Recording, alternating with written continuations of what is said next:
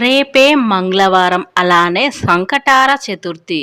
కాబట్టి ఈ సంకటార చతుర్థి రోజున పసుపు డబ్బాలో గనుక ఈ యొక్క వస్తువు గనుక మీరు వేసినట్లయితే మీకున్న అప్పు సమస్యలు, మానసిక సమస్యలు, అలాగే ఆర్థిక ఇబ్బందులు ఇలా చాలామందిలో రకరకాల బాధలు ఉంటాయి.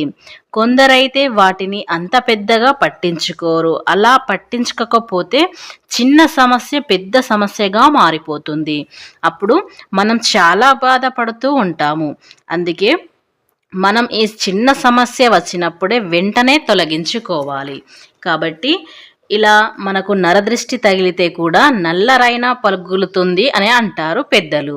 అలా దిష్టి దోషాలు నివారించుకోవాలన్నా, మన ఇంట్లో నుండి చెడు శక్తులు బయటకు వెళ్ళాలన్నా ఇలా సంకటార చతుర్థి రోజున మంగళవారం రోజు పసుపు డబ్బాలో కనుక మీరు ఈ ఒక్క వస్తువు వేశారంటే మీకున్న సమస్యలన్నీ తొలగించుకోవచ్చు.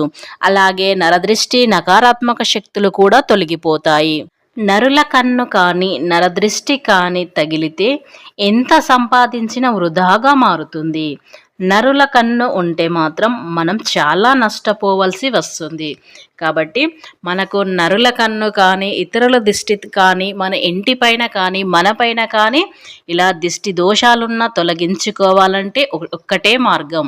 ఈ సంకటార చతుర్థి రోజు పసుపు అంటేనే నెగిటివ్ని తొలగించుకునేది ఈ పసుపు యొక్క విధానం. కాబట్టి ఈ పసుపు డబ్బాలో ఇది కనుక వేసినట్లయితే మనకు ఎవ్వరు కూడా ఏం చేసినా మనకు తగలదు. కాబట్టి ఈ సంకటార చతుర్థి రోజున ఈ పసుపు డబ్బాలో ఇది వేయటం వల్ల మనకు ఏ దిష్టి దోషాలున్నా తొలగిపోతాయి. అలాగే జాతకంలో దోషాలున్నా కూడా తొలగిపోతాయి. మన ఇంట్లో ఉన్న దుష్ట శక్తులు కూడా వెళ్ళిపోతాయి.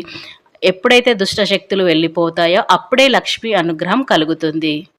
రేపే మంగళవారం అలానే సంకటార చతుర్థి పవిత్రమైన రోజు, గణపతికి ఎంతో ఇష్టమైన రోజు. మనకున్న ఇబ్బందులను నివారణకు కొరకు వినాయకుడైనటువంటి వినాయకుని విఘ్నాన్ని తొలగించే వినాయకుని ప్రసంగనం చేసుకోవడానికి ఎన్నో వ్రతాలు ఉన్నప్పటికీ సంకటాలను తీర్చే సంకటార చతుర్థి ప్రత్యేక విశిష్టత ఉంటుంది. అలాంటి సంకటార చతుర్థి రోజున వ్రతం ఆచరిస్తే సకల సంపదలు చేకూరుతాయని, అలానే సంకటార చతుర్థి రోజున వ్రతం ఆచరిస్తే సకల సౌభాగ్యాలు సిద్ధిస్తాయి. అలానే పౌర్ణమి తర్వాతే వచ్చే 4వ రోజునే సంకటార చతుర్థి జరుపుకుంటూ ఉంటారు. ఆ రోజున ఉపవాసం ఉంటే ఆయు ఆరోగ్యాలు చేకూరుతాయని, సంకటార చతుర్థి రోజు వ్రతం ఆచరించే వారికి కష్టాలు తీరుతాయి. అలానే సంకటార చతుర్థి రోజున వ్రతం ఆచరిస్తే బాధలు ఉండవని, శని దోషాలు తొలగిపోతాయని మన పండితులు సూచిస్తున్నారు. ప్రతి నెలలో వచ్చే సంకటార చతుర్థి రోజున వినాయకుడికి అభిషేకం చేయించి గరికె సమర్పిస్తే కోరిన కోరికలు నెరవేరుతాయి. ఈ రోజున 21 వ్రతాలను అర్చనం చేయడం వల్ల మంచి ఫలితాలు వస్తాయి. కాబట్టి ఈరోజు ఇంట్లో ఆడవాళ్ళు గుర్తు పెట్టుకొని కాబట్టి ఇలాంటి ప్రత్యేకమైన సంకటార చతుర్థి రోజున పసుపు డబ్బాలో లక్ష్మీదేవికి అలానే వినాయకుడికి ఇష్టమైన పసుపు డబ్బాలో వారికి ఇష్టమైన ఈ యొక్క వస్తువును గనక మీరు వేసారంటే గణపతి అనుగ్రహం కలిగి అపేర కుబేరులుగా మారిపోతారు. జన్మ జన్మల పాపాలు తొలగిపోతాయి. అలాగే కోటి జన్మల పుణ్యం లభిస్తుంది. మనకున్న దరిద్రమైన బాధలు, కష్టాలు కూడా అన్నీ తొలగిపోతాయి. సంపద అనేది పెరిగిపోతుంది. వద్దన్న డబ్బు ఏదో ఒక రూపంలో వస్తుంది. సంకటార చతుర్థి రోజున వినాయకుడికి అభిషేకాలు చేయించి ఉండ్రాలు, శనగలు నైవేద్యంగా సమర్పిస్తే వినాయకుడి యొక్క అనుగ్రహం తప్పకుండా కలుగుతుంది. అలాగే నానబెట్టిన శనగలు, బెల్లాన్ని పట్టించి ఆవుకు తినిపించాలి. అలాగే వినాయకుడికి గరిక అంటే ఎంతో ఇష్టం. అందుకే సంకటార చతుర్థి రోజు గణపతి విగ్రహాల ముందు, ఫోటోల ముందు గరిక అనేది తప్పనిసరిగా పెట్టాలి. సంకటార చతుర్థి రోజున గరికని సమర్పిస్తే మీరు చేపట్టిన పనులు విజయవంతంగా పూర్తి అవుతాయి. వినాయకుడికి గరికను నివేదించడం వల్ల విశేషమైన ఫలితాలు వస్తాయి. గరిక పోచలు 3 అంగుళాలకు మించకుండా ఆరోగ్యకరమైనటువంటిని వినాయకుడికి అష్టోత్తరనామాలు చెబుతూ నివేదిస్తారు. ఈరోజు సింపుల్గా పూజ చేసుకున్న చాలా మంచి ఫలితం అయితే వస్తుంది. ఈరోజు ప్రత్యేకంగా స్ఫటిక గణపతిని పూజిస్తే విశేషమైన ధనలాభం కలుగుతుంది.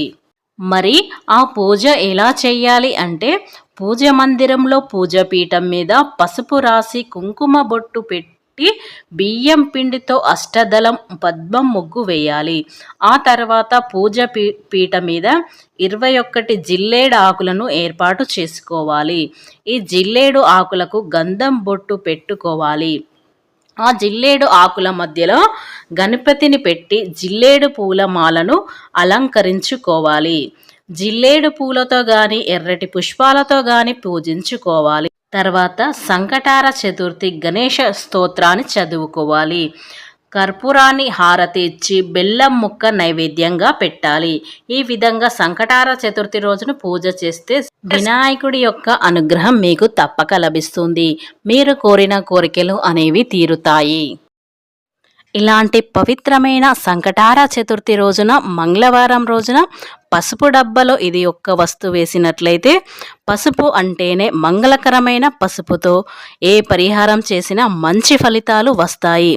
మన ఇంట్లో ఉన్న ప్రతి ఒక్క పదార్థం కూడా చాలా శక్తితో కూడుకుంటుంది.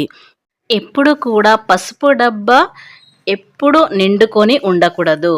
పసుపు డబ్బాలో ఇది ఒక్కటి పెట్టి చూడండి. ఈ పరిహారం మనస్ఫూర్తిగా చేయండి, లేదా అపనమ్మకంతో చేయకండి. ఇలా చేశారంటే మీకు ఫలితం అనేది దక్కదు. కాబట్టి మంచి మనసుతో మంచి మనస్ఫూర్తిగా ఈ పరిహారం అనేది పాటించండి. పసుపు అంటేనే నెగిటివ్ ఎనర్జీని తొలగించుకునే ఈ యొక్క పసుపుతో ఈ పరిహారం చేస్తే సరిపోతుంది. కాబట్టి పసుపు డబ్బాలో ఒక 5 యాలకులను అంటే మంచి యాలకులను తీసుకొని మీరు ఆ యాలకులని చేతిలో పట్టుకొని మీ కుడి చేతిలో పట్టుకొని మీకున్న సమస్యలు చెప్పుకొని మీకున్న దరిద్రం తొలగిపోయి అదృష్టం ఐశ్వర్యం సిద్ధించాలని, అలానే గణపతి యొక్క అనుగ్రహం కలగాలని ఇలా పసుపు డబ్బాలో పెట్టండి. ఇలా ఎవరైతే సంకటార చతుర్థి రోజున పసుపు డబ్బాలో ఇది ఒక్క వస్తువు అంటే యాలకులను 5 పసుపు డబ్బాలో వేశారంటే మీ జీవితమే మారిపోతుంది. ఇలా చేయడం వల్ల మీకు చాలా అద్భుతమైన జీవితాన్ని గడుపుతారు. 100% ఫలితాలను పొందుతారు. కాబట్టి మీరు అనుకోవచ్చు, ఇలా పసుపు డబ్బాలో ఈ యాలకులను వేస్తే ఫలితం వస్తుందా, నరదృష్టి నకారాత్మక శక్తి తొలగిపోతుందా, సంపద అభివృద్ధి జరుగుతుందా అని సందేహపడవచ్చు. కానీ ఇలా సంకటార చతుర్థి రోజున ఇలా పసుపు డబ్బాలో ఇది వేసారంటే మీరు ఆశ్చర్యపోయే విధంగా మీరు మారిపోయి మీకు లక్ష్మీదేవి అనుగ్రహం కూడా కలుగుతుంది. మీ కష్టాలన్నీ కూడా తొలగిపోతాయి. కాబట్టి మీరు ఒక్కసారి ఈ పరిహారం చేసి చూడండి, ఆశ్చర్యపోయే మారిపోతారు. కాబట్టి సంకటార చతుర్థి రోజున ఈ పరిహారం చేసి చూస్తే అద్భుతమైన ఫలితాలు పొందుతారు. ఫ్రెండ్స్, నా చిన్న రిక్వెస్ట్ అండి, ఈ వీడియో మీకు నచ్చినట్లయితే ఖచ్చితంగా లైక్ చేయండి. అలాగే మా ఛానల్ని కొత్తగా చూసినట్లయితే సబ్స్క్రైబ్ చేసుకోవడం మర్చిపోకండి.